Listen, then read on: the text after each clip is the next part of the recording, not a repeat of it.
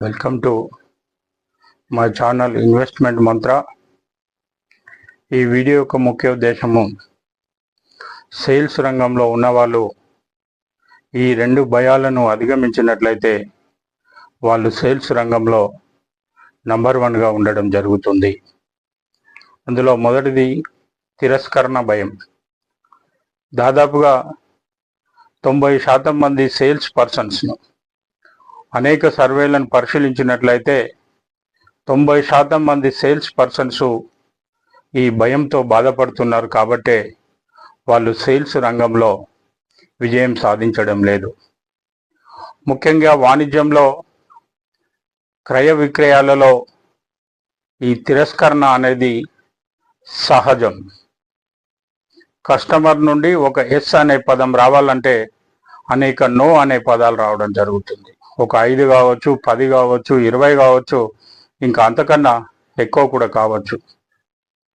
కాబట్టి sales persons ఈ no అనే పదానికి మరి భయం నుండి ఎలా బయటపడాలి అంటే మన మనసుకు మనమే శిక్షణను ఇచ్చుకోవాల్సినటువంటి అవసరం ఉంది.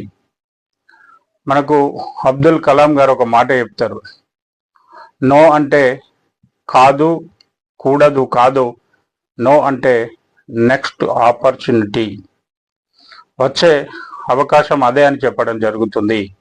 కాబట్టి మనం గనుక మన మనసుకు శిక్షణ ఇచ్చుకున్నట్లయితే తప్పకుండా ఈ భయాన్ని మనం అధిగమించడం జరుగుతుంది. ఈ తిరస్కరణ భయాన్ని ఎప్పుడైతే మనం అధిగమించడం జరుగుతుందో సేల్స్ రంగంలో మనకప్పుడు ఉజ్వలమైనటువంటి భవిష్యత్తు ఉండడం జరుగుతుంది. దీన్ని సేల్స్ రంగంలో నిపుణులుగా ఉన్నటువంటి వ్యక్తులు, అంటే ఎక్కువగా అమ్మకాలు చేసి ఎక్కువగా డబ్బు సంపాదించినటువంటి వ్యక్తులు చెప్పినటువంటి మాటలు. కాబట్టి మీరు కూడా ఈ భయాన్ని అధిగమించినట్లయితే సేల్స్ రంగంలో మీరు నంబర్ 1గా ఉండడం జరుగుతుంది.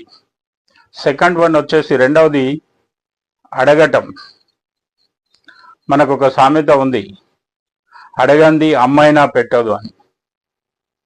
అడగడం ద్వారానే ఈ పోటీ ప్రపంచంలో విజయం సాధించడం జరుగుతుంది. మనం ఉదయం లేచినప్పటి నుండి మళ్ళీ నైట్ నిద్రించే వరకు మనం ఉన్న అవసరాలన్నీ కూడా ఎవరినో ఒకటి మన అవసరాల నిమిత్తం అడుగుతూనే ఉండడం జరుగుతుంది.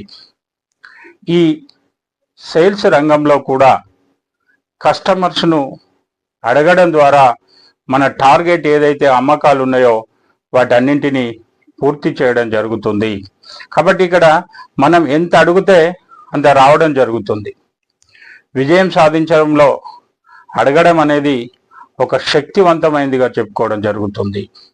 మనం ఇప్పటి వరకు సేల్స్ రంగంలో విజయం సాధించినటువంటి వ్యక్తులను చూసినట్లయితే వాళ్ళు అనేక మంది వ్యక్తులను కలిసినప్పుడు వాళ్ళ ప్రొడక్ట్ గురించి కానివ్వండి, వాళ్ళ సేవల గురించి కానివ్వండి, వాళ్ళు అనేక రకాలుగా కస్టమర్స్కి చెప్పడం జరుగుతుంది.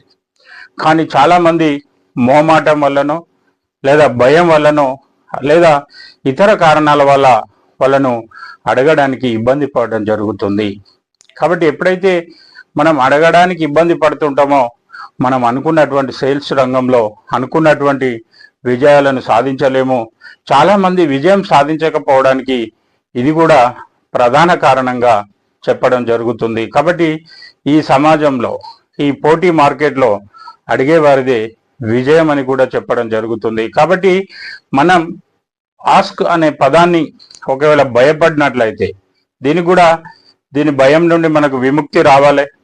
మనం అనుకున్నట్లయితే మనం దీనికి ఎదురొడ్డి నిలబడాల్సినటువంటి అవసరం ఉంది.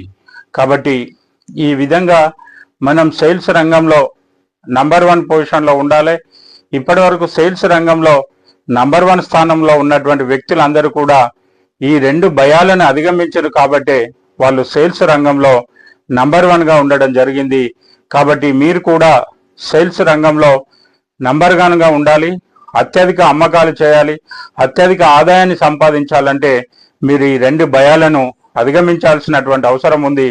ఈ రెండు భయాలను అధిగమిస్తే సేల్స్ రంగంలో మీరు నంబర్ 1 సేల్స్ పర్సన్గా ఉండడం జరుగుతుంది.